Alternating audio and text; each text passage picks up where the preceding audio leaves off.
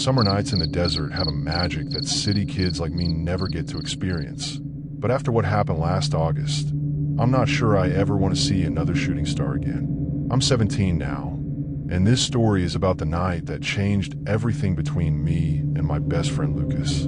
My family moved to a small town in Arizona when I was 15. My name is Natalie, and at first I hated leaving Phoenix for the middle of nowhere. But by my second summer there, I had fallen in love with the endless sky and the way you could see millions of stars without any city lights blocking them. Lucas lived 3 houses down from us on the same dusty street. He was 18, a year older than me, and had grown up in the desert his whole life. He knew all the best spots for watching the night sky and taught me the names of different constellations. We spent most evenings that summer riding our bikes out into the desert to look for shooting stars. Lucas had this old telescope that belonged to his grandfather, and we would take turns looking at planets and try to spot satellites moving between the stars. In mid-August, the news said there would be a big meteor shower called the Perseids. Lucas was super excited because he said it was the best light show of the year, with dozens of shooting stars every hour. We planned to bike out to our favorite spot, a flat area about 2 miles from town where an old gas station used to be. Nothing was left except the concrete foundation and a rusty sign, but it was perfect for stargazing because there were no trees or buildings to block our view. On the night of the meteor shower, we packed sandwiches, water bottles, and Lucas's telescope in our backpacks. We also brought a portable radio because Lucas said meteor showers sometimes caused weird interference with electronic signals, and he wanted to see if we could hear anything unusual. We left around 9 o'clock, when the sky was getting dark enough to see stars clearly. The bike ride took about 20 minutes, and by the time we reached our spot, the first meteors were already streaking across the sky. Lucas spread out an old sleeping bag while I set up the telescope. The meteor shower was incredible, much better than we had expected. Every few minutes, bright streaks of light would flash across the darkness, sometimes 3 or 4 at once. We laid on our backs, pointing out meteors to each other and making wishes every time we saw a shooting star. Lucas brought some energy drinks, and we were both feeling pretty hyper from the caffeine and excitement. Around 11:30, the meteor shower reached its peak. The sky was filled with so many shooting stars that we stopped counting them. Some were bright white, others had green or blue tails that lasted several seconds before fading away. That's when we saw the big one. A huge fireball appeared in the northern sky, much brighter and closer than any of the other meteors. It moved slowly across the horizon, leaving a glowing trail behind it that didn't fade like the others. "That's not a meteor," Lucas said, sitting up and reaching for his telescope. "That's way too low and too slow." As we watched, the bright object seemed to be getting bigger and closer. The glowing trail behind it started spreading out like smoke, creating weird patterns in the sky that looked almost like writing. Lucas focused his telescope on the object and went completely silent. When I asked him what he was seeing, he just handed me the telescope without saying a word. Through the lens, the object looked like a spinning ball of fire with strange metal pieces sticking out of it. It wasn't smooth like a meteor should be. It looked manufactured, like some kind of spacecraft or satellite that was breaking apart. "We need to call someone," I said, feeling scared and excited at the same time. This could be really important. But when I pulled out my phone to take pictures, the screen was completely black. I tried turning it on and off, but nothing happened. Lucas tried his phone too, with the same result. The portable radio we had brought was making horrible static sounds, occasionally picking up voices, speaking in languages we didn't recognize. Every few minutes, we would hear what sounded like numbers being read aloud, but they didn't make any sense. As the bright object got closer, we noticed that all the normal meteors had stopped. The sky was completely quiet except for this one strange fireball that seemed to be heading straight toward us. "Maybe we should go," Lucas said, sounding worried for the first time all night. But before we could pack up our stuff, the object suddenly exploded in a shower of sparks and disappeared. The sky went back to normal, with regular meteors streaking across the darkness like nothing had happened. Our phones started working again immediately, and the radio went back to playing normal music. Everything seemed fine except for a weird humming sound coming from somewhere in the distance. We decided to stay and watch the rest of the meteor shower, figuring the excitement was over. But around 1 in the morning, Lucas pointed to the eastern horizon where a soft green glow was visible above the hills. "That's where it went down," he said. "Whatever that thing was, I think it crashed over there." The green glow lasted about 10 minutes, then slowly faded away. We packed up our stuff and started biking home, both of us feeling like we had witnessed something incredible. But when we got back to town, everything looked different. The street lights were a different color than before, more blue than yellow. Some of the houses had different colored roofs, and there were cars parked on our street that I had never seen before. Most confusing of all, Lucas's house looked completely different. Instead of the small ranch house I knew, there was a 2-story brick house with a different mailbox and different numbers. "This isn't right," Lucas said, standing in what should have been his driveway. "This isn't my house." I looked down our street toward my own house, and it looked normal. But when I turned back to Lucas, he was gone. His bike was lying in the street, but he had vanished completely. I called his name and searched the area around his house, but there was no sign of him anywhere. The people living in the brick house didn't know who Lucas was, and they said no family with his last name had ever lived there. I biked home in a panic and woke up my parents. When I told them about Lucas disappearing, they looked at me with complete confusion. "Honey," my mom said gently, "you don't have a friend named Lucas. You've never mentioned anyone with that name." I ran to my room and looked through my phone for pictures of Lucas, text messages, anything that would prove he existed. But there was nothing. No photos, no contacts, no evidence that I had ever known someone named Lucas. The next morning, I biked back to the spot where we had watched the meteor shower. I was hoping to find some trace of what had happened, maybe Lucas's telescope or the sleeping bag we had used. But the old gas station foundation wasn't there anymore. In its place was a small convenience store that looked like it had been there for years. The owner told me it had been built 5 years ago, and there had never been an old gas station at that location. I tried asking other people in town about Lucas, describing what he looked like and where he lived, but no one had ever heard of him. According to everyone I talked to, no family with his name had ever lived in our neighborhood. For weeks, I kept looking for evidence that Lucas had been real. I checked school records, social media, anything that might prove he existed, but it was like he had been completely erased from the world. The strangest part was that I could remember every detail about him perfectly. His laugh, his favorite movies, the stories he told about growing up in the desert. But according to everyone else, including my own parents, I had made the whole friendship up in my imagination. Sometimes I wonder if that bright object in the sky somehow changed things, like it created a different version of reality where Lucas never existed. Or maybe something happened to me that night that I don't remember, and Lucas was never real to begin with. But I know what I experienced was real. I can still picture his face clearly, and I remember all our conversations about stars and meteors and life in the desert. Now when I look up at the night sky, I wonder if Lucas is somewhere out there looking back, remembering a friend named Natalie who disappeared one night during a meteor shower. My hands still shake when I think about what happened at Grandma's old lake house last August. I'm 35 now, and I thought I was done being scared of things that go bump in the night. Boy, was I wrong. After Grandma Rose passed away, she left me her small cabin by Pine Lake in Michigan. The place hadn't been used in years, just sitting empty while she lived in the city. My wife Sarah thought it would be perfect for our family vacation. Our twin daughters, Emma and Lily, were turning 8 that summer, and we wanted to give them something special.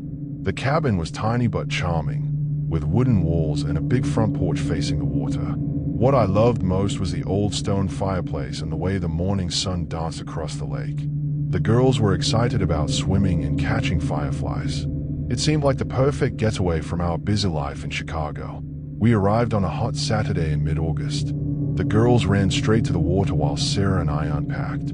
The cabin smelled like old wooden lavender, just like Grandma always did. Everything felt peaceful and right with the world. That first night, we roasted marshmallows by the fire pit outside. The girls told ghost stories they'd learned at school, trying to scare each other with tales of monsters under beds and creatures in closets. We all laughed, and I tucked them into the little bunk beds in the back room around 9 o'clock. Sarah and I stayed up late on the porch, talking about maybe keeping the cabin as our summer place. The lake was so quiet and beautiful under the moonlight. We felt lucky to have such a peaceful spot to call our own. Around midnight, Emma came running out to the porch, tears streaming down her face. She said someone was tapping on the bedroom window and calling her name. I figured it was probably a branch hitting the glass, but I went to check anyway. Good dads investigate these things, even when they are sure it's nothing. The bedroom window faced the back of the cabin, where tall pine trees grew close to the house. I looked outside but didn't see anything unusual, just dark trees swaying in the breeze. I told Emma it was probably just the wind and helped her get back to sleep. The next morning, I walked around the cabin to check for loose branches. That's when I noticed something strange. There were footprints in the soft dirt under the bedroom window. Fresh ones, and they were too big to be from any of us. I didn't want to worry Sarah or the girls, so I decided to keep quiet and just pay closer attention. Maybe it was a neighbor's kid playing pranks, or someone who didn't know the cabin was occupied again. The second night was worse. Both girls came running out around 1 in the morning, scared and crying. They said someone was whispering their names through the window and asking them to come outside and play. The whispering had gone on for almost an hour. This time, I grabbed a flashlight and went outside to investigate. I walked all around the cabin, calling out that I knew someone was there and they needed to leave us alone. But I didn't find anyone. The footprints were still there though, and now there were more of them. Sarah wanted to pack up and leave right then, but I convinced her to stay one more night. I promised to keep watch and make sure nothing happened to our family.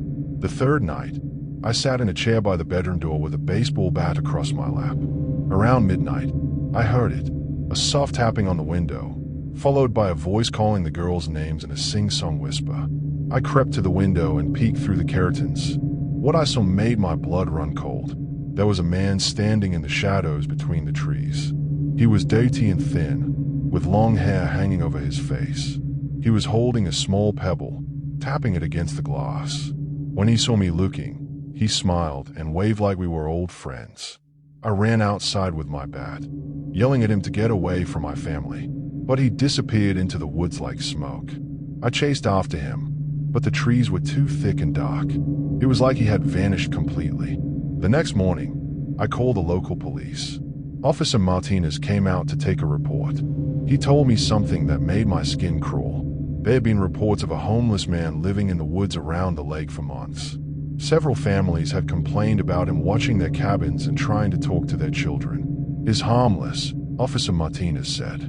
Just lonely and confused, but we've been trying to catch him to get him some help. That afternoon, while the girls were napping and Sarah was reading on the porch, I decided to explore the area around our cabin. I wanted to find where this man might be hiding. About 100 yards into the woods, I found something that made me sick to my stomach. There was a small camp hidden behind some fallen logs.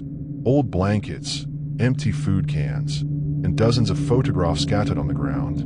The photographs were all of children playing at various cabins around the lake. Pictures taken through windows and from hiding spots in the trees. And right on top of the pile were photos of Emma and Lily, taken through our bedroom window over the past 3 nights.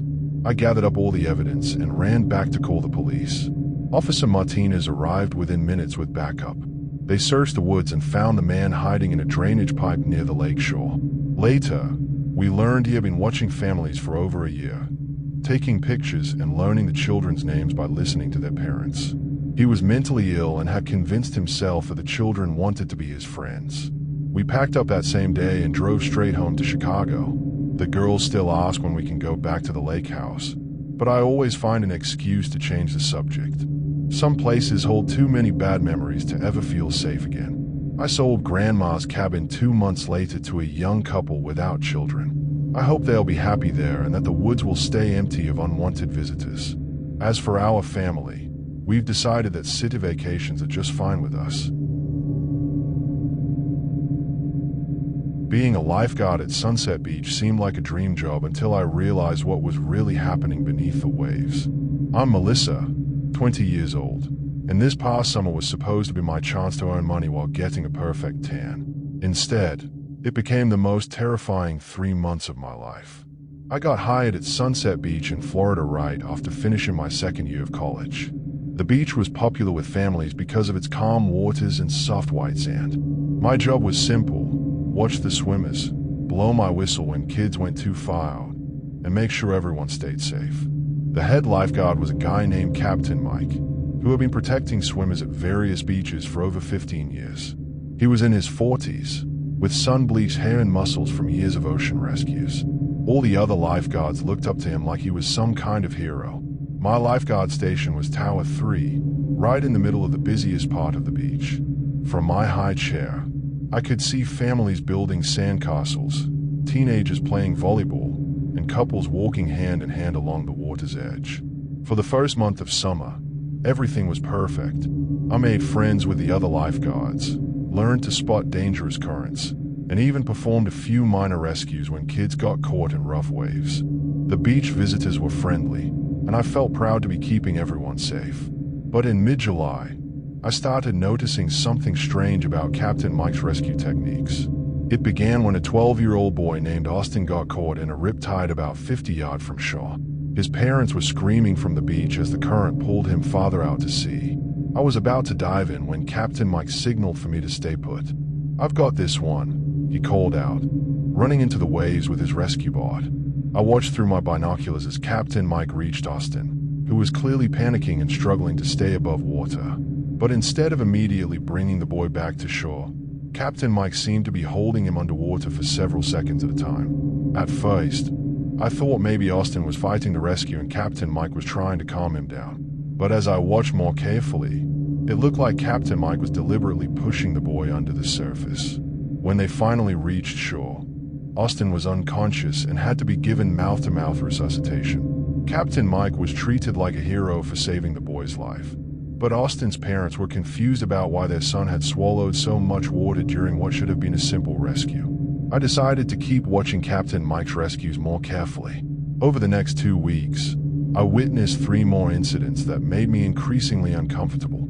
Each time, Captain Mike would reach struggling swimmers quickly and efficiently, but then he would hold them underwater much longer than necessary, only bringing them to shore when they were barely conscious and had swallowed dangerous amounts of seawater.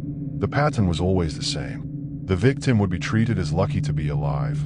Captain Mike would be praised as a life-saving hero, and no one questioned why these rescues always resulted in their drowning experiences. I started documenting what I saw, writing down times and details of each suspicious rescue. Something was very wrong, but I couldn't prove it yet. The breakthrough came during the last week of July when a 13-year-old girl named Brianna got pulled out by a strong current during a busy afternoon. Her family was visiting from Ohio and had never experienced ocean swimming before. I watched through my binoculars as Captain Mike swam out to Brianna with his rescue board. When he reached her, she was still conscious and seemed to be treading water fairly well despite being scared. But then I saw Captain Mike grab Brianna and force her head underwater. He held her down for almost 30 seconds while she struggled and fought against him. When he finally let her surface, she was gasping and choking on seawater. Captain Mike repeated this process 3 more times, deliberately drowning the terrified girl and then allowing her to surface just long enough to gulp air before pushing her under again. I couldn't stand watching anymore. I blew my whistle continuously and dove from my tower, swimming as fast as I could toward Captain Mike and Brianna. When I reached them, Brianna was unconscious and her lips were turning blue. Captain Mike looked angry that I had interfered with his rescue. "Get back to your tower," he shouted. "I don't need help." But I refused to leave. I helped support Brianna while Captain Mike reluctantly swam her back to shore. The girl required emergency medical treatment and was rushed to the hospital with severe water inhalation. That night, I called the beach patrol supervisor and reported what I had witnessed. At first, he didn't believe me. Captain Mike had an excellent reputation and had supposedly saved dozens of lives over the years. But when I described the pattern I'd been documenting, the supervisor agreed to launch a quiet investigation. They installed hidden cameras near the lifeguard towers and began reviewing all of Captain Mike's previous rescue reports. The investigation revealed horrifying evidence that Captain Mike had been deliberately endangering the very people he was supposed to protect. Instead of performing normal rescues, he had been using drowning victims to satisfy some twisted psychological need. Security footage showed that Captain Mike would wait until swimmers were in real danger before rescuing them.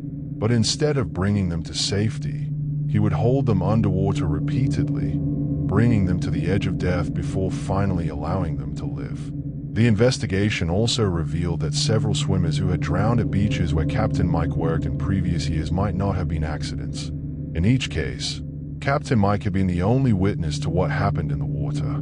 Police arrested Captain Mike on charges of attempted murder, child endangerment, and assault.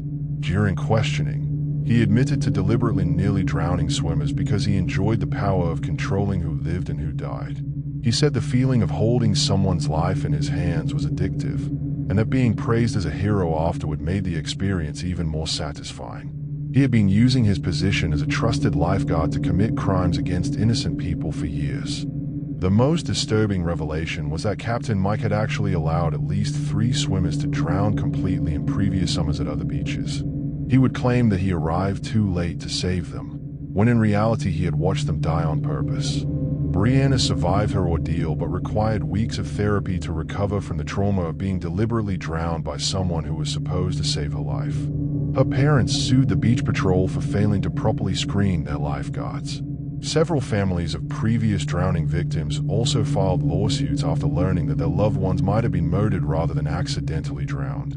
The beach patrol was forced to review every rescue and drowning incident involving Captain Mike over his entire career. Captain Mike was sentenced to life in prison without the possibility of parole. The judge said his crimes were especially heinous because he had violated the sacred trust placed in lifeguard to protect innocent people. I quit my lifeguard job immediately after the trial. I couldn't bear the thought of sitting in that tower, knowing that the person I had looked up to as a mentor was actually a killer who used his position to hurt people. The beach installed new safety protocols and background check requirements for all lifeguards. But the damage to everyone's sense of security was already done. Now when I see lifeguards at other beaches, I wonder if they're really there to save lives or if they might have darker motivations. That summer taught me that sometimes the people we trust most to protect us can be the most dangerous predators of all. The ocean will always be beautiful and mysterious, but I'll never look at it the same way again, knowing that monsters can hide behind badges and swim out to meet you when you're most vulnerable and afraid. Moving to Willowbrook Estates in June felt like winning the lottery for a single mom like me. I'm Jennifer, 34 years old, and after my divorce, I needed a fresh start for myself and my 8-year-old son Noah. The neighborhood looked perfect: clean streets, beautiful houses, and friendly neighbors who actually waved when you drove by. What I didn't know was that this picture-perfect community had some very dark secrets hiding behind those manicured lawns and flower gardens. The realtor, Mrs. Chen, had mentioned that Willowbrook Estates had an active neighborhood watch program that kept crime rates extremely low. She said the residents took community safety very seriously and that new families were always welcomed with open arms. Our first week there seemed to prove her right. Neighbors brought casseroles and cookies, introduced themselves, and offered to help with anything we needed. The kids on our street were polite and well-behaved, and Noah made friends immediately with a boy named Trevor who lived across the street. The neighborhood watch captain was a man named Mr. Wellington, who lived in the biggest house at the end of our cul-de-sac. He was in his 60s, retired from some corporate job, and seemed to know everything that happened in the community. He stopped by our house on our 3rd day to welcome us personally. "We're so glad to have a nice family like yours join our little community," he said with a warm smile. "You'll find that we all look out for each other here. Nothing bad ever happens in Willowbrook Estates." He explained that the neighborhood watch met every Tuesday evening at the community center. Attendance wasn't required, but he encouraged me to join so I could learn about local safety procedures and meet more neighbors. For the first month, everything was wonderful.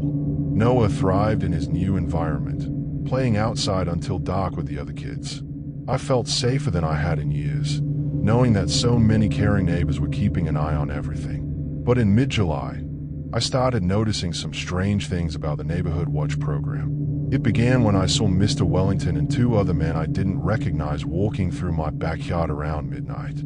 When I looked out my bedroom window, They were shining flashlights around my garden and peering into my windows. The next morning, I asked Mr. Wellington about it when I saw him getting his mail. He explained that they do random security patrols to make sure everyone's property is secure and that burglars haven't found ways to hide around people's homes. We have permission from all residents to conduct these safety checks, he said. It's all part of keeping our community secure. You signed the agreement when you bought your house. I didn't remember signing anything like that, but there have been so many papers during the home purchase that I might have missed it. A few days later, Noah came home from playing with Trevor and asked me why some men had been asking his friend questions about our family. According to Noah, Trevor said that Mr. Wellington and other neighborhood watch members regularly asked the children about their parents' schedules, visitors, and activities. This made me uncomfortable, but when I mentioned it to my neighbor Mrs. Rodriguez, she said it was normal. They just want to make sure no strangers are bothering the children, she explained. It's for everyone's safety. The situation escalated when I decided to attend a neighborhood watch meeting in late July. I expected to learn about normal safety topics like preventing break-ins and reporting suspicious activity. Instead, the meeting felt more like a surveillance briefing. Mr. Wellington stood at the front of the room with a large bulletin board covered in photos and detailed information about every family in the neighborhood. There were pictures of people coming and going from their homes, notes about their work schedules, and even information about their personal relationships and financial situations. The Morrison family had an argument last Tuesday night around 11 p.m. Mr. Wellington reported to the group. We need to monitor their stress levels to make sure domestic violence doesn't become an issue. The Jenkins family has been ordering a lot of takeout food recently, added another member. This could indicate financial problems or marital issues that might lead to criminal behavior. I sat there in shock as they went through detailed reports about every family, including mine. They knew Noah's school schedule, my work hours, when I went grocery shopping, and even what TV shows I watched in the evenings. When Mr. Wellington got to our family section, he displayed photos of me that had clearly been taken without my knowledge. Pictures of me in my backyard, getting my mail, and even through my kitchen window while I was cooking dinner. The Patterson family seems to be adjusting well, he announced. But we need to continue close monitoring to ensure they understand community standards and expectations. I raised my hand and asked what he meant by community standards. The room went completely quiet, and everyone turned to stare at me with expressions that didn't look friendly anymore. New residents sometimes need guidance to understand how we maintain our perfect safety record here, Mr. Wellington said coldly. Families who don't cooperate with our security measures usually find it difficult to stay in Willowbrook Estates. After the meeting, I tried to leave quickly, but several neighborhood watch members surrounded me in the parking lot. They weren't threatening exactly, but they made it clear that my attendance at future meetings was expected, not optional. We've invested too much in creating this safe community to let one uncooperative family ruin it for everyone, said a woman I recognized from down the street. I'm sure you understand. That night, I couldn't sleep. I kept thinking about all the photos they had taken of my family and wondering what else they might be doing that I didn't know about. Around 2 a.m., I heard voices outside my house. When I looked through my bedroom curtains, I saw at least 6 neighborhood watch members standing on my front lawn, just watching my house in silence. I called the police, but when the officer arrived 30 minutes later, the people were gone. The officer said that neighborhood watch patrols were legal as long as they stayed on public property, and that I should be grateful to live in such a security-conscious community. The next day, I decided to do some research about Willowbrook Estates. What I found terrified me. Over the past 5 years, 7 families had moved into the neighborhood and then left suddenly within a few months. When I looked up some of these families online, I found news articles about harassment complaints, restraining orders, and even a few criminal charges related to stalking and invasion of privacy. But the most disturbing discovery was a local news story from 2 years ago about a family named the Andersons who had tried to expose the neighborhood watch's illegal surveillance activities. According to the article, the Andersons had reported being followed, having their mail stolen, their phones tapped, and their house broken into multiple times. When they tried to move away, they found that someone had damaged their credit and spread false rumors that made it impossible to get approved for another mortgage.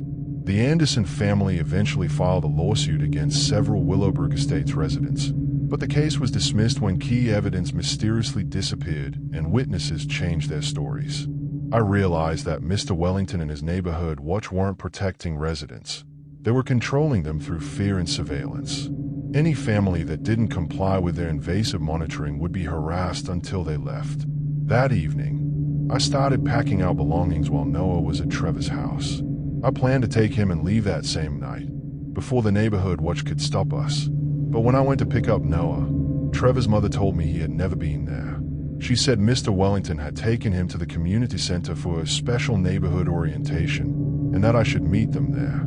My heart started racing as I drove to the community center. When I arrived, I found Noah sitting alone in the main room while Mr. Wellington and several other men stood around him.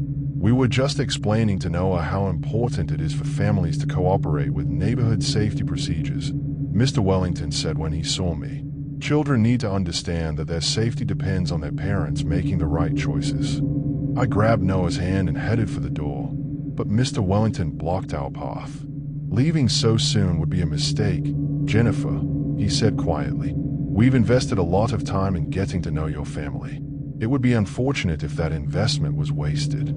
"You can't keep us here," I said, trying to sound braver than I felt. "Of course not," Mr. Wellington smiled. "But we can make life very difficult for families who don't appreciate our community values. Ask the Andersons how that worked out for them." I pushed past him and ran to my car with Noah, my hand shaking as I started the engine. As we drove away, I could see neighborhood watch members coming out of houses all along the street, watching us leave. We drove straight to my sister's house 3 states away and never went back to Willowbrook Estates. I lost my deposit and had to abandon most of our belongings, but I didn't care. Getting away from those people was worth any financial loss. 6 months later, I saw a news story about Willowbrook Estates. Another family had filed harassment complaints against the neighborhood watch, claiming they were being stalked and threatened for trying to move away. The article mentioned that Mr. Wellington and several others were finally being investigated by federal authorities for violations of privacy rights and conspiracy charges. I hope those investigators find enough evidence to shut down that nightmare neighborhood for good. No family should have to experience the terror of being trapped by people who claim to be protecting them, while actually controlling every aspect of their lives. Every parent in Oakwood Heights knows the sound of Mr. Melody's ice cream truck. That cheerful tune that plays over and over as it drives slowly through our neighborhood streets. But after what happened last July, I can't hear that music without feeling sick to my stomach. I'm Amanda, and I live on Maple Street with my husband Rick and our 9-year-old son Tyler. We moved to this quiet suburb in Ohio 3 years ago, looking for a safe place to raise our boy. The neighborhood seemed perfect: tree-lined streets, friendly neighbors, and kids riding bikes until dark. Tyler has always been obsessed with ice cream. Every summer day, he would wait by our front window, listening for that familiar tune. When he heard it coming, he'd grab his allowance money and run outside to flag down the truck. It was our little summer tradition. The ice cream man, who called himself Mr. Melody, was a thin man in his 50s with gray hair and thick glasses. He always wore a white uniform that looked too big for his skinny frame. Tyler loved talking to him about the different flavors and which ones were his favorites. At first, I thought Mr. Melody was just being friendly. He would remember Tyler's name and ask about school and sports. But as the summer went on, I started noticing things that made me uncomfortable. He would park his truck at the end of our street for much longer than necessary, even after all the kids had bought their treats. Sometimes I would see him just sitting there, watching the children play in their yards. When I mentioned it to Rick, he said I was being paranoid. The first real red flag happened in early July. Tyler came home from buying ice cream with a small toy car that he said Mr. Melody had given him as a free gift. When I asked why, Tyler shrugged and said Mr. Melody told him he was his best customer. The toy bothered me. It wasn't one of those cheap plastic prizes that usually come with ice cream. This was a nice metal car, the kind you buy at a toy store. I asked Tyler if other kids had gotten free gifts too, and he said no, just him. A few days later, Tyler came home with a pack of baseball cards. Again, He said Mr. Melody had given them to him for free. This time, I decided to walk outside and have a conversation with the ice cream man myself. When I approached the truck, Mr. Melody seemed nervous. He kept looking around and wiping sweat from his forehead, even though it wasn't that hot outside. I asked him about the gifts he'd been giving Tyler. "Oh, those," he said with a strange smile. "Tyler is such a special boy. He reminds me of my nephew who lives far away. I just like making kids happy." Something about the way he said "special" made my skin crawl. I told him politely that we didn't need any more free gifts, and that Tyler could just buy his ice cream like everyone else. Mr. Melody nodded, but his eyes looked angry behind his thick glasses. "Of course, Mrs. Collins. Whatever you think is best for Tyler." The fact that he knew my last name, even though I'd never told him, sent chills down my spine. That weekend, our neighbor Mrs. Patterson called me with disturbing news. She said she'd been watching from her kitchen window and saw Mr. Melody's truck parked on the next street over. But instead of selling ice cream, he was taking pictures of children playing in the park with a long camera lens. I immediately called the police. Officer Davis came to take my report, but he said there wasn't much they could do unless Mr. Melody actually broke a law. Taking pictures in public wasn't illegal, even if it seemed creepy. The next Monday, Tyler didn't come home at his usual time from playing with friends. I started to worry when it got close to dinner time. I walked around the neighborhood, calling his name, asking other parents if they'd seen him. Mrs. Patterson found me searching near the park. She looked scared and said she'd seen Tyler talking to Mr. Melody by his truck about an hour earlier. They'd driven away together toward the old industrial area on the edge of town. My heart stopped. I called Rick and the police immediately. Within minutes, squad cars were racing through our neighborhood with sirens blaring. Officer Davis organized a search team while other officers put out an alert for Mr. Melody's ice cream truck. The longest 30 minutes of my life passed before we got the call. Police had found the truck parked behind an abandoned warehouse. Tyler was inside, scared but unharmed. Mr. Melody was arrested on the spot. Later, we learned the horrible truth. Mr. Melody's real name was Frank Morrison, and he was a registered offender who had been banned from working around children. He'd been using fake papers to get permits for his ice cream truck business. The police found dozens of photos of neighborhood children in his truck, along with notebooks full of information about their daily routines. He'd been watching and documenting the kids for months, planning something terrible. Tyler told us that Mr. Melody had convinced him to come to the truck by saying he had a special new flavor just for him. Once Tyler got inside, Mr. Melody locked the doors and started driving. He kept telling Tyler they were going on a special adventure together. Thankfully, Tyler started screaming and kicking, which drew attention for people in the area. That's how the police found him so quickly. The investigation revealed that this wasn't Mr. Melody's first time using an ice cream truck to target children. He'd done the same thing in 3 other towns before coming to ours. Each time, he'd eventually been caught, but not before hurting innocent kids.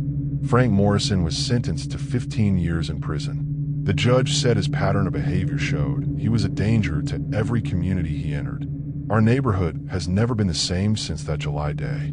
Parents keep their children closer now, and nobody trusts friendly strangers anymore. We installed a security system and taught Tyler never to go anywhere with adults without our permission. The hardest part is that Tyler lost his innocent joy in simple things like ice cream trucks. Even now, 2 years later, when he hears that cheerful music playing in the distance, he gets scared and runs inside. Sometimes the real monsters don't hide under beds or in dark closets. Sometimes they hide behind friendly smiles and drive trucks that play happy songs, waiting for the perfect moment to steal away everything precious in your world. The worst thing about moving to a new town in the middle of summer is trying to make friends when you're the outsider. I learned that the hard way when we moved to Riverside, California in June. My name is Marcus. I'm 14, and this is about the summer that almost killed me. Dad got a new job at the hospital, so we had to leave our old life in Arizona behind.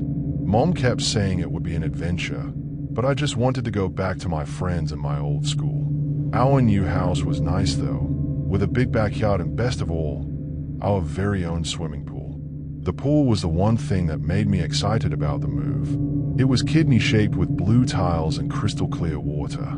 Mom said I could invite kids over once I made some friends at my new school. But school wouldn't start until September, and I was getting pretty lonely just swimming by myself every day. That's when I met the Morrison twins, Blake and Drake. They lived 3 houses down from us and were also 14. They seemed cool when they introduced themselves while I was swimming laps one hot afternoon in July. "Nice pool," Blake said, leaning against our fence. "Mind if we come check it out?" I was so happy to have someone my age to talk to that I practically begged them to come over. They jumped the fence, and we spent the rest of the afternoon swimming and talking about video games and sports. The twins were identical, but I quickly learned to tell them apart. Blake was louder and more outgoing, while Drake was quieter and seemed to watch everything carefully. They both had short blonde hair and green eyes, and they were really good swimmers. For the next few weeks, Blake and Drake came over almost every day. We would swim for hours, play water games, and sometimes just float around talking. I felt like I finally had real friends in this new place. But there were things about the twins that started to bother me. They never invited me to their house, even though I asked several times. When I suggested we go somewhere else besides my pool, they always had excuses. And sometimes I would catch Drake staring at me with this weird expression, like he was studying me.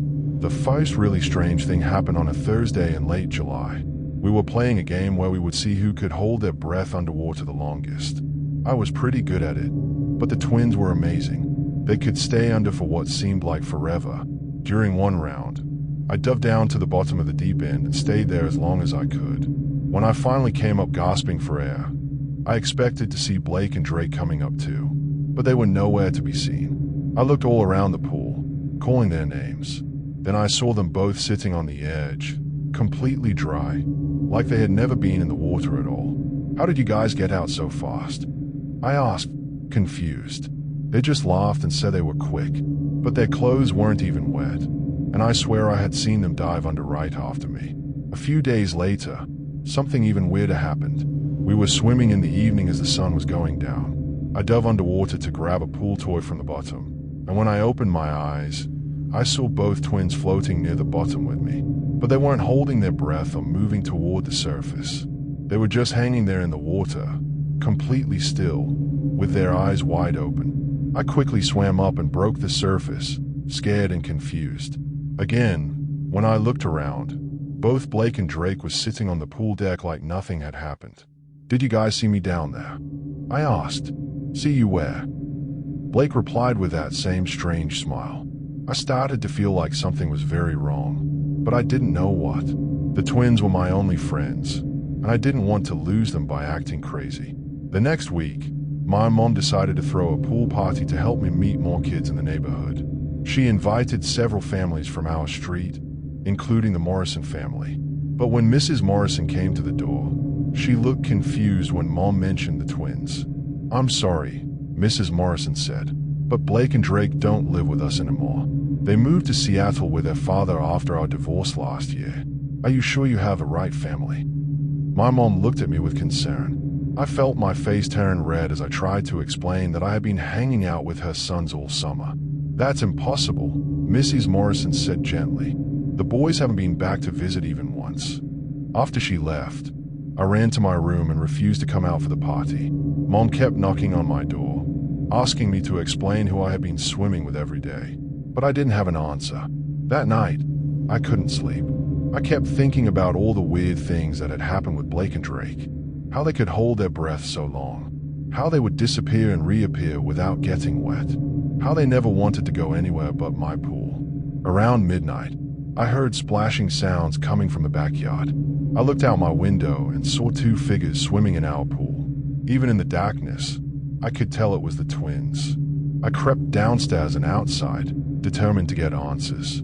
As I approached the pool, Blake and Drake stopped swimming and looked at me. "We were wondering when you'd figure it out," Blake said, floating in the middle of the pool. "Figure what out?" I asked, my voice shaking. Drake spoke for the first time in weeks. "We died in this pool, Marcus. 3 years ago, before your family moved in. We were swimming alone at night and both of us drowned." I felt my knees go weak. That's not possible. The old owners covered it up. Blake continued. They drained the pool and refilled it, hoping no one would find out. Then they sold the house and moved away. We've been waiting for someone like you, Drake added. Someone young and strong who loved swimming as much as we did. I backed away from the pool, but Blake and Drake started getting out of the water. As they moved, I could see through them, like they were made of water themselves. Come swim with us, Marcus, they said together. Forever. I turned and ran into the house, slamming the door behind me. I woke up my parents and told them everything, even though I knew they wouldn't believe me. The next morning, Dad called the previous owners of our house. After a lot of questions, the woman finally admitted that 2 neighborhood boys had drowned in our pool during a late-night swim. The families had decided to keep it quiet to avoid a lawsuit. We moved out that same week and stayed in a hotel until Dad could find us a different house. I never saw Blake and Drake again, but sometimes I still dream about them floating in that clear blue water, waiting for their next friend to join them. I don't swim in pools anymore, only in the ocean where I can see the bottom and know I'm not alone with ghosts who want to drag me down to their watery world. Nobody warned me about the strange sounds in the mountains when we decided to spend our summer vacation in Colorado. I'm Kevin, 38 years old, and I work as a teacher in Denver. My wife Jessica and I have twin 10-year-old daughters, Chloe and Zoe, who have been begging for a real adventure away from the city. When Uncle Pete passed away from a heart attack last spring, he left us his old cabin up in the Rockies near Aspen. The place had been empty for 2 years while Uncle Pete lived in a nursing home. It wasn't fancy, just a simple 2-bedroom log cabin with a stone chimney and a wraparound porch. But the location was perfect, surrounded by tall pine trees with a beautiful view of the valley below. We decided to spend the entire month of July up there, giving the girls a chance to experience real mountain life. Jessica could work remotely, and I was on summer break from teaching. It seemed like the perfect way to honor Uncle Pete's memory while making new family memories. The cabin was rustic but comfortable. The girls loved having their own room with bunk beds, while Jessica and I took the master bedroom. What I loved most was the big living room with its massive stone fireplace and the way the morning light streamed through the windows facing the mountains.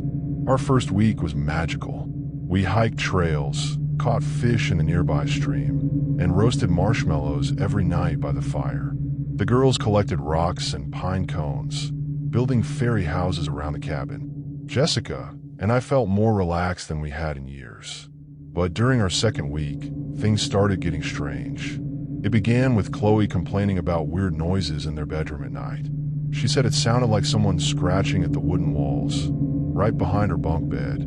Zoe said she heard it too, but only sometimes. I figured it was probably mice or squirrels in the walls. Old cabins in the mountains always have critters looking for warm places to nest. I told the girls not to worry and made a mental note to check for holes around the foundation. The scratching got worse over the next few nights. Both girls came to our room several times, saying the sounds were keeping them awake. Jessica started getting frustrated because none of us were sleeping well. On Thursday night of our second week, the scratching was so loud that I could hear it from our bedroom across the hall. I got up with a flashlight to investigate, thinking maybe a raccoon had gotten into the wall somehow. I went to the girls' room and listened carefully. The scratching was definitely coming from inside the wall behind Chloe's bunk bed. But as I pressed my ear against the wood paneling, I heard something that made my blood run cold. It wasn't an animal at all. It was the sound of fingernails scraping against wood, followed by what sounded like heavy breathing. I stepped back from a wall and whispered for the girls to be quiet. We all listened together, and that's when we heard it clearly, the deep, slow breathing of a person hiding inside our cabin walls. My heart started racing. I grabbed both girls and told them we needed to go to Mommy right away. We crept across the hall to our bedroom, where I quietly woke up Jessica and explained what we'd heard. She wanted to call the police immediately, but our cell phones had no signal up in the mountains. The nearest neighbor was 5 miles away, and it was the middle of the night. I told Jessica to take the girls and lock themselves in our bedroom while I investigated. I grabbed a baseball bat from the closet and went back to the girls' room to listen again. The breathing was still there, but now I could hear soft whispering too. Someone was definitely inside our walls, talking to themselves in a voice so quiet I couldn't make out the words. I started looking around the room for any way someone could have gotten inside the walls. That's when I noticed something I'd never seen before. One of the wall panels near the floor looked slightly different from the others. When I pushed on it, it moved. The panel was actually a hidden door that swung inward, revealing a narrow space that ran between the walls. Someone had cut this opening years ago, probably for maintenance, but now it was being used by an unwanted guest. I shined my flashlight into the dark space and saw evidence that someone had been living in there. Old blankets, empty food cans, and trash scattered on the floor. The smell that came out was awful, like someone who hadn't bathed in months. Suddenly, I heard movement deeper in the wall space. Someone was crawling toward me through the narrow passage between the walls. I could hear heavy breathing getting closer and closer. I slammed the panel shut and pushed our dresser in front of it, yelling for Jessica to bring the girls. We needed to get out of the cabin immediately, but as we ran toward the front door, I heard a loud crash from the girls' room. The person in the walls had pushed through the panel and was now inside the cabin with us. We made it to our car just as a dirty, wild-looking man appeared in the cabin doorway. He was screaming and waving his arms, clearly angry that we were trying to leave. His hair was long and matted, and his clothes were filthy. I started the car and drove as fast as I dared down the dark mountain road to the nearest house with lights on. The neighbor, an elderly man named Harold, let us use his phone to call the sheriff. Sheriff Williams and 2 deputies arrived within an hour. They found the man still in our cabin, hiding back in the wall space. He fought with the officers and had to be restrained. Later, we learned that the man was named Douglas Clark, a drifter who had been living in abandoned cabins throughout the mountains for over a year. He'd been using the hidden passages and crawl spaces to stay warm during the winter and had been stealing food from occupied cabins during the summer. Sheriff Williams said Douglas had been watching our family for days, learning our routines, and waiting for the right moment to confront us. He'd been stealing small amounts of our food, which we'd noticed but assumed we just miscounted our supplies. The scariest part was what Douglas told the deputies during questioning. He said he considered the cabin his home now and was planning to make us leave permanently. The sheriff wouldn't tell us exactly what that meant, but his serious expression told us everything we needed to know. We packed up that same night and drove back to Denver. The girls had nightmares for weeks, and Jessica refused to even talk about going back to the mountains. I hired a security company to install motion sensors and cameras around the cabin before deciding what to do with it. In the end, we sold Uncle Pete's cabin to a local family who knew about mountain safety and could handle living so far from help. Sometimes I wonder if Douglas Clark is still out there, living in the walls of some other unsuspecting family's vacation cabin. The thought keeps me awake at night, remembering those whispers in the darkness and knowing how close we came to becoming permanent residents of that beautiful, terrifying mountain. Looking back, I should have known something was wrong when the real estate agent refused to show us the inside of Grandpa Walter's old farmhouse. I'm David, 42 years old, and I work as an accountant in Atlanta. My wife Rachel and I have an 11-year-old daughter named Sophia who had been begging us to take her somewhere she could see real farm animals. When Grandpa Walter died from pneumonia 3 years ago, he left behind his old farm in rural Georgia, about 2 hours outside the city. The property had been empty since his death because none of our family lived close enough to take care of it. The house was built in the 1940s, with white wooden siding and a big front porch. Behind it sat an old red barn and 40 acres of overgrown fields. We decided to spend most of August out there, giving Sophia a taste of country life while we figured out what to do with the property. Rachel could work from anywhere with her laptop, and I had saved up vacation days for my job. The farmhouse was bigger than our city apartment, with 3 bedrooms upstairs and a large kitchen with windows overlooking the fields. Sophia claimed the small bedroom at the end of the hall, excited about having her own space with a view of the old barn. Our first 2 weeks were wonderful.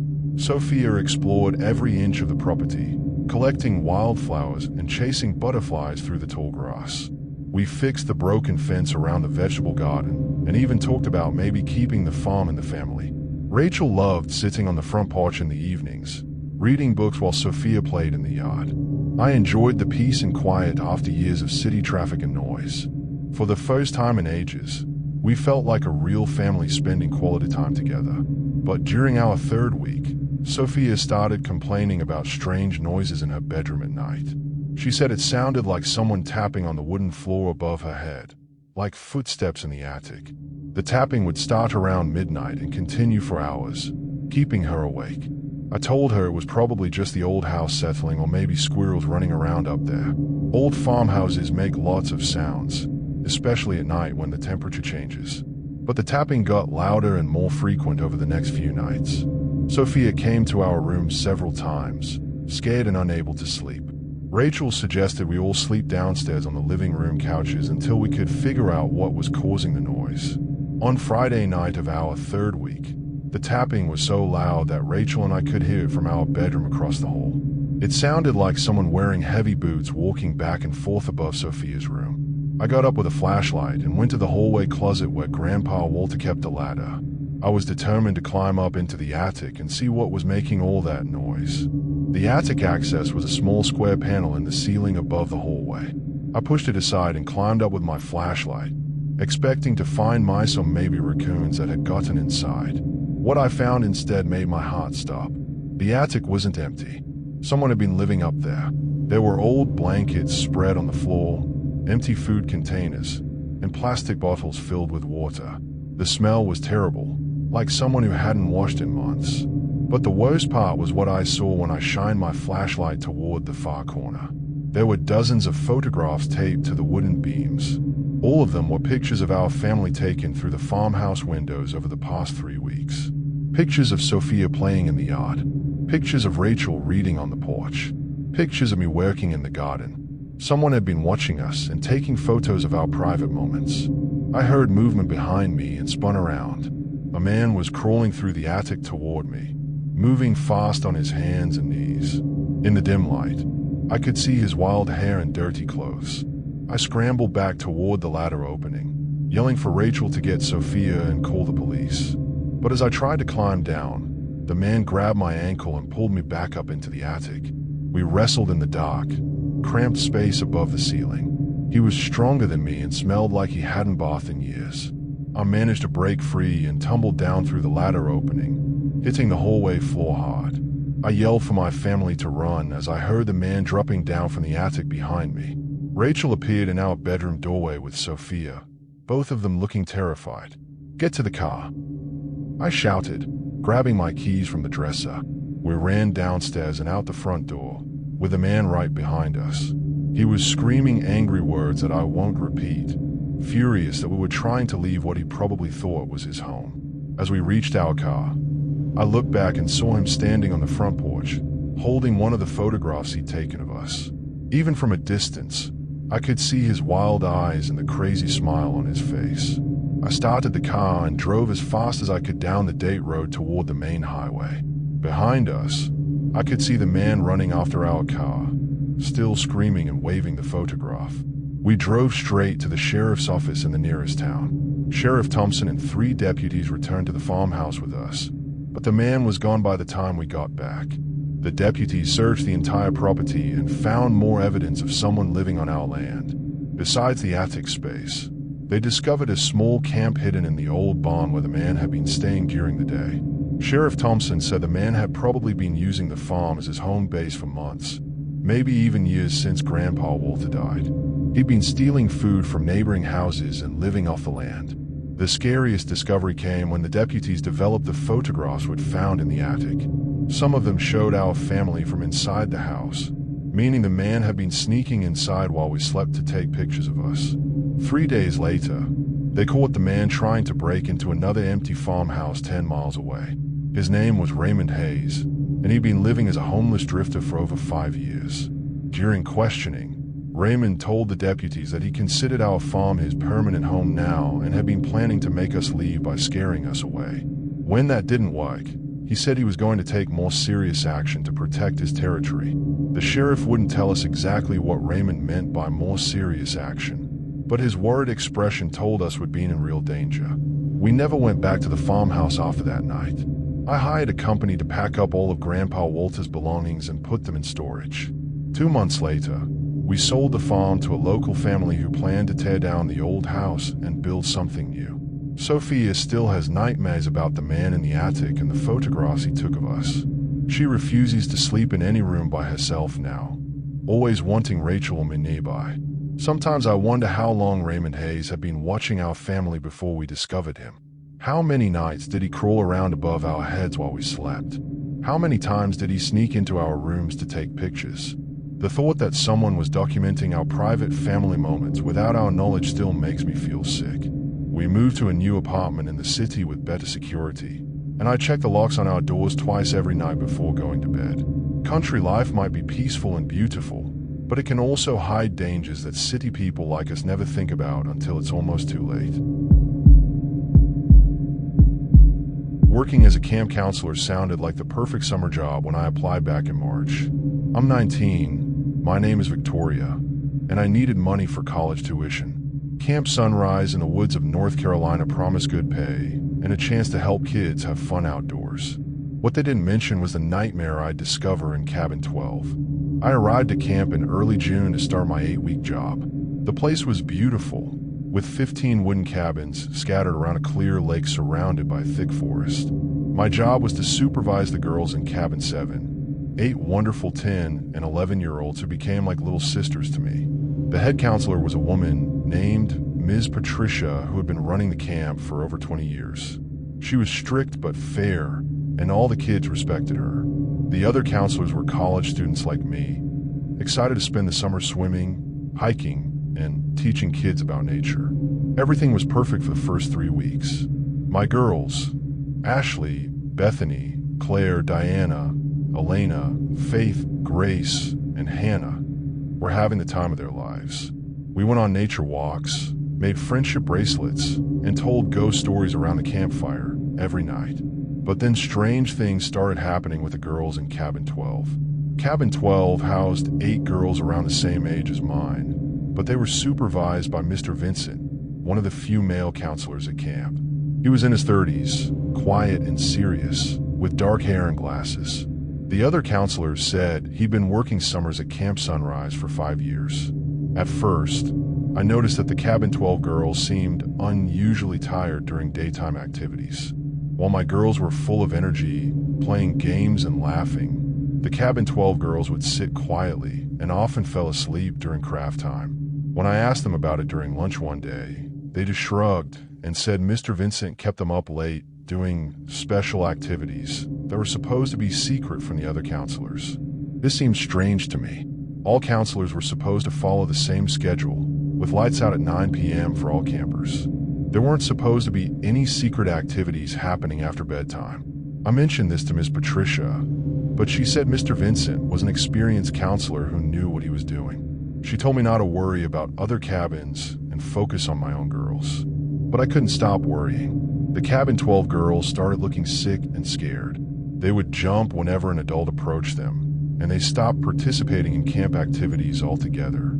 During meals, they barely ate and kept looking nervously toward Mr. Vincent's table. One night in mid-July, I was walking back to my counselor cabin after checking on my girls when I saw lights on in Cabin 12. It was almost midnight, way past lights out time. I could hear Mr. Vincent's voice through the thin walls, talking quietly to the girls.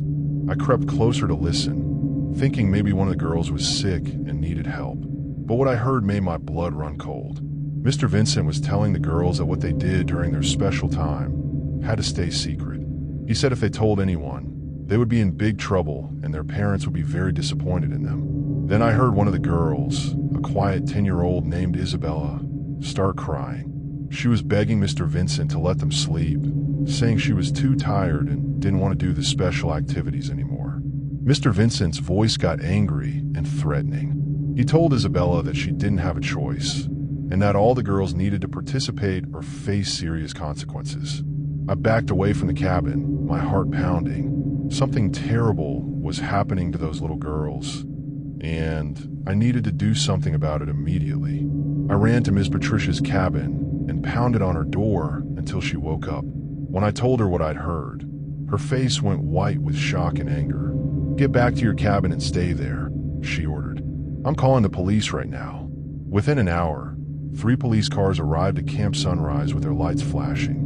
The officers went straight to cabin 12, while Ms. Patricia gathered all the other counselors in the main lodge. We watched through the windows as the police led Mr. Vincent away in handcuffs. He was yelling and struggling, claiming that everyone was misunderstanding the situation. But his angry protests only made him look more guilty. The 8 girls from cabin 12 were taken to the camp nurse's office, where a female detective spoke with each of them privately. Some of the girls were crying, while others just looked relieved that adults were finally listening to them. Over the next few hours, we learned the horrible truth about what Mr. Vincent had been doing to those innocent children. He had been using his position as a trusted counselor to abuse the girls in his care, threatening them to keep quiet about his crimes. The special activities he mentioned were actually times when he would force the girls to do things that no child should ever have to experience. He told them it was normal camp behavior and that all counselors did this with their campers. Some of the girls had tried to tell other counselors about feeling uncomfortable with Mr. Vincent, but he had convinced them that they would get in trouble if they told the truth. He made them believe that his behavior was their fault somehow.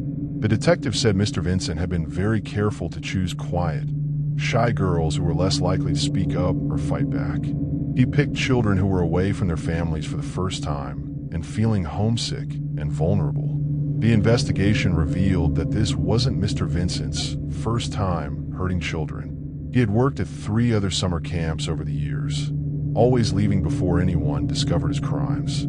He used fake references and changed his last name to avoid getting caught. Camp Sunrise was shut down immediately while the police completed their investigation. All the campers were sent home to their families, and counselors like me had to find new summer jobs. The hardest part was watching the cabin 12 girls reunite with their parents. These families had trusted the camp to keep their children safe, and we had failed them in the worst possible way. Miss Patricia was devastated.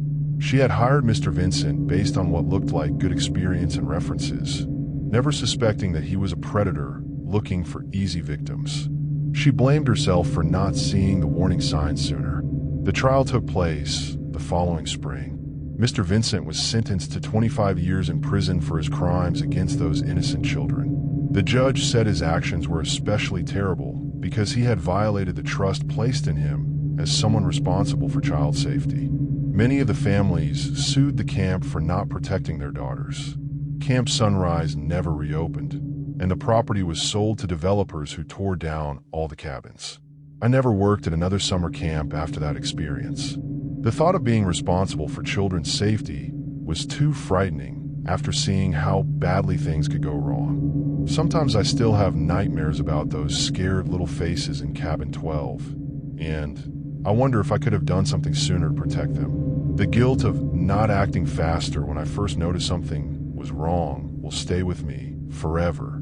That summer taught me that predators can hide behind friendly smiles and positions of trust, waiting for the perfect opportunity to hurt vulnerable children who just want to have fun and make friends during their summer vacation.